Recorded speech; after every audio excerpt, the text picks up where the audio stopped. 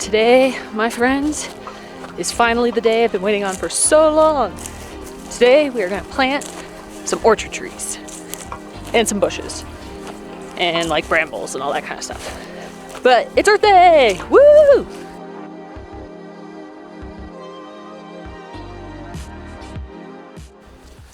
What is up, my friends? We are back here at our property in Colorado.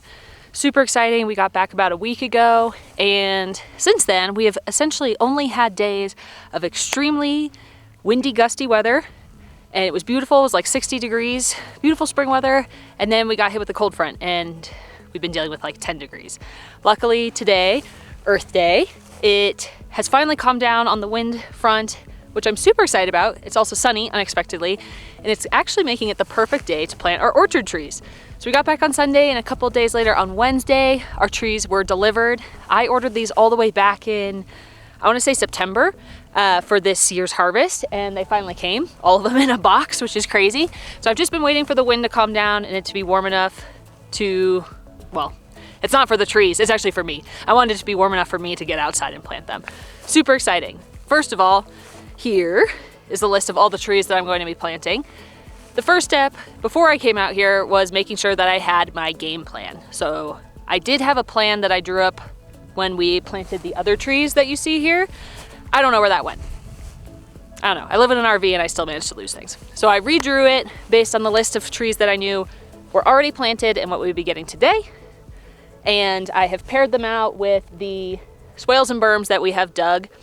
One thing getting back that was a little disappointing is the retention pond that we dug up when we did the swales and berms.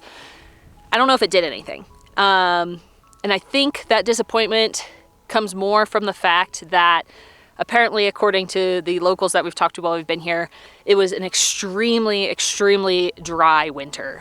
Barely any snow to be seen. So there wasn't really a chance to check out that retention pond. Maybe we'll see when it rains later this spring if it does collect some water and kind of divert it towards the orchard. I don't know. I was really hoping it would come back and there'd be some sign of water pooling in there. Alas. One question you guys might have is, hey, if it's like 10 degrees outside, why are you planting your trees? Well, from what I've learned from the resources that Trees of Antiquity, which is the grower that I bought these trees from, provided, is that you actually want to get the trees in the ground before it's like the traditional growing season. So it's still really cold here. Nothing is blooming, nothing's really growing. We're gonna get the trees in the ground and set up before they awaken from their dormant state, so that when it is time for them to kind of start growing on their branches and put the roots down, they're already established in the soil. I haven't seen this personally. I am new to this. This is what I've read. This is what they're telling me to do. So we're gonna try it out. Basically, they're gonna get established over this first year. Gonna water them weekly over the dry parts and the warmer parts of the year. And then by next year, they should be relatively drought tolerant. I only got trees that would do well in drought tolerance. I think they're all up to zone 3. I think I'm in like a zone 4 or 5, probably 4 given our altitude. So this is a big step. We're gonna get in the ground. We're gonna do everything we can to support them this year, and hopefully next year, the orchard's just gonna do its thing. That's the whole point of permaculture, right? We do all the effort up front so that long term, it's relatively stable and can kind of take care of itself. So with that said, let's go ahead and get started and figure out where all these trees are going. All right, let's open up this box of trees and see what we are working with.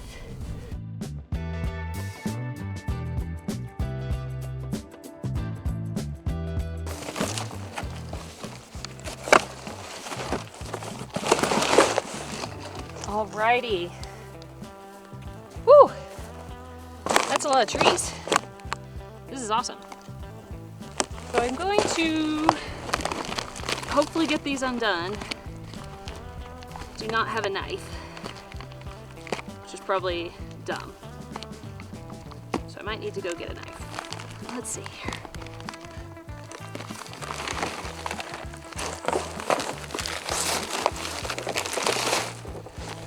All right.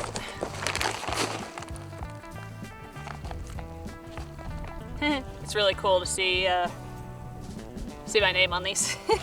Looks like our raspberries and currants, which is really cool. Oh wow, they've even got they've got some budding on them, which I really hope they don't die because it's still really cold here. So these are our raspberries and gooseberries. They are more of a bramble bush type plant. These are gonna go in between the full-size fruit trees. So this is how we're creating this food forest, right? We're not just gonna put everything in a bunch of rows all on its own. We want to integrate them with smaller plants, ground plants, herbs, flowers, things like that. This is awesome. Ah, I'm so excited. Ooh, blueberries. These are our blueberry plants. Oh, I dropped one. Oh my gosh, they're all together. They're very green. Very green, super exciting. Again, these will go in between the fruit trees. Oh, more blueberries. I got multiple types of blueberries, so we're gonna have a lot of blueberries. Perhaps the most exciting one is the full-size fruit trees that we're gonna be growing. Mostly a lot of apples, because that's what's gonna do well in our pretty severe climate and at this elevation. Oh, wow. So they included our little packing list here, which is great. I already have my plants, I already know what I'm planting. Really cool to see this. Ooh, and we also get instructions. So I think I looked at this online. Let's take a look. All right, here we go. So yes, this is what I was talking about. Care on arrival, don't wait. Snow or frost will not harm a dormant tree. Trees must be planted before they leaf out. Although not a likely comfortable planting time for the planter, it can make the difference between vigorous growth and lingering survival. So again, that's why we're doing this while it's cold. It is, I think, 30 degrees outside.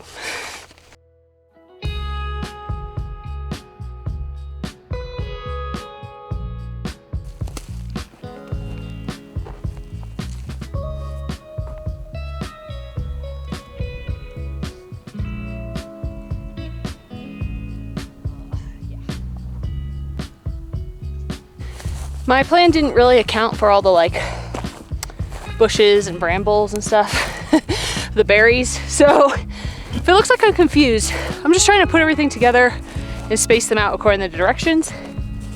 And then I'm going to notate all this for my grand plan once I've like buried it. I think, hopefully. Everything's tagged, it'll be fine.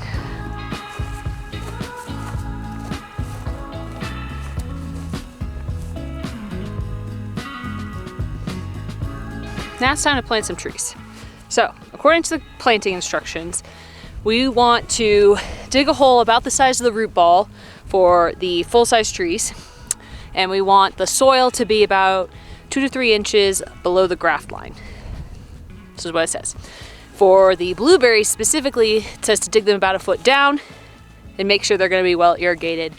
It also says to put peat moss in the soil because they prefer acidic environments. I don't have any peat moss, so I'm gonna plant them now and then look into getting another soil test for down here, because I actually tested way up on the hill where I originally thought I was gonna put the orchard. See if it is acidic, basic, or neutral, and then if I need to amend the soil later on to make it a more acidic environment for the blueberries, I'll do that. I'm pretty sure I'm gonna time lapse this because watching me dig holes is probably gonna be really boring. Yeah.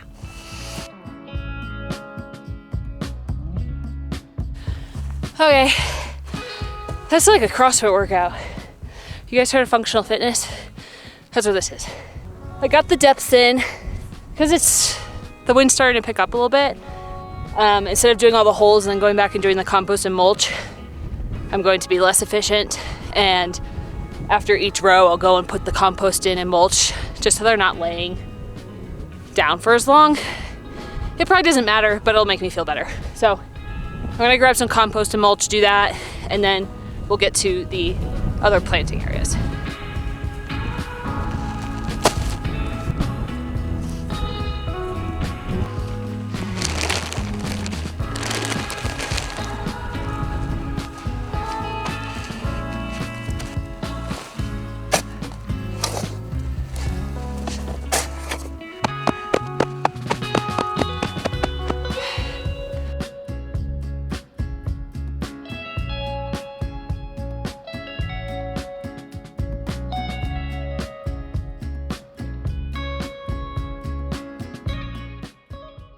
In the time it took for me to go have one work meeting and eat lunch, the wind went from 0 to about 40 miles an hour.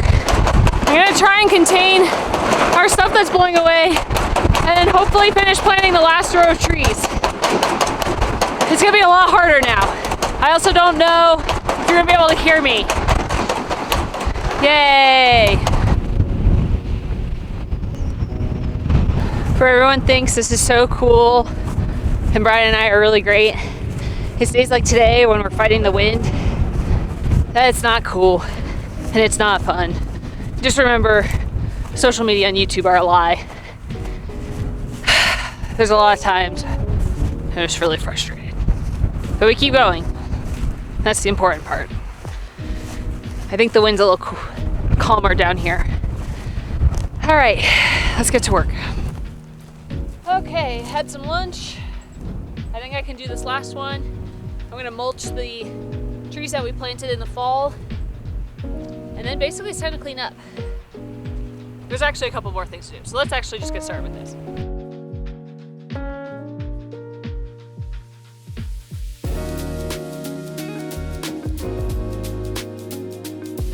Okie dokie. So everything is dug in.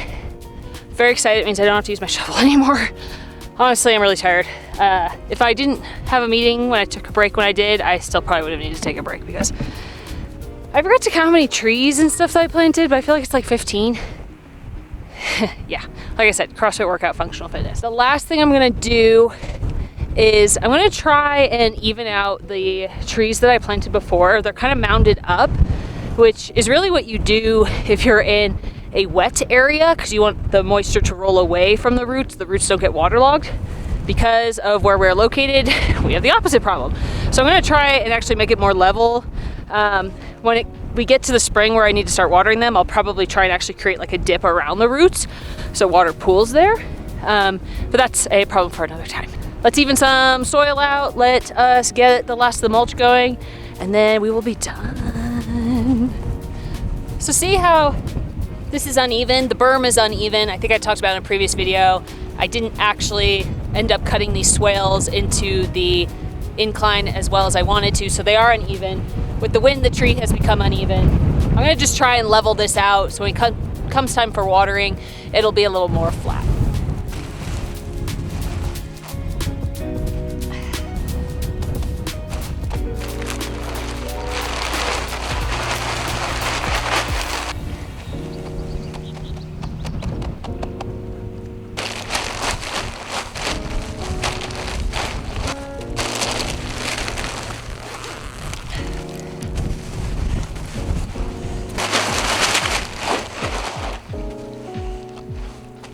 Good.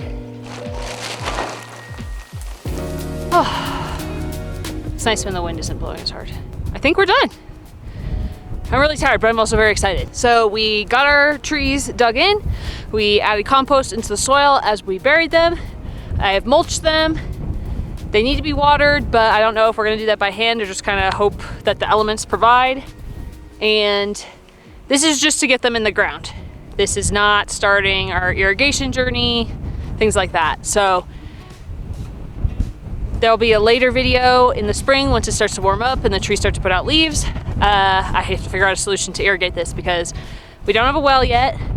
Maybe we'll have a well by the time I need to water them. But most likely we're gonna have to put some kind of rain barrel, cistern, or use our big cistern if we have our well and use it to irrigate the trees.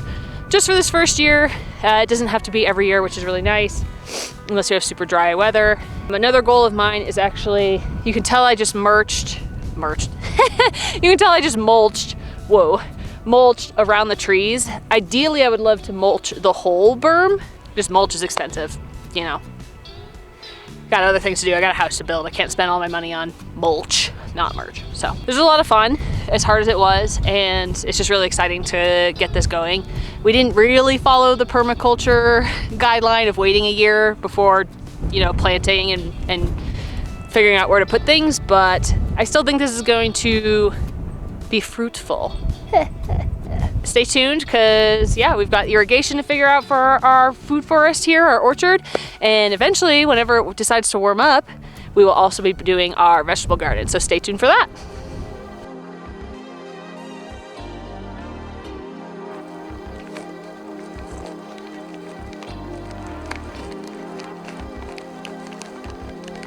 I think I need my own pocket knife. I think that's what I've learned.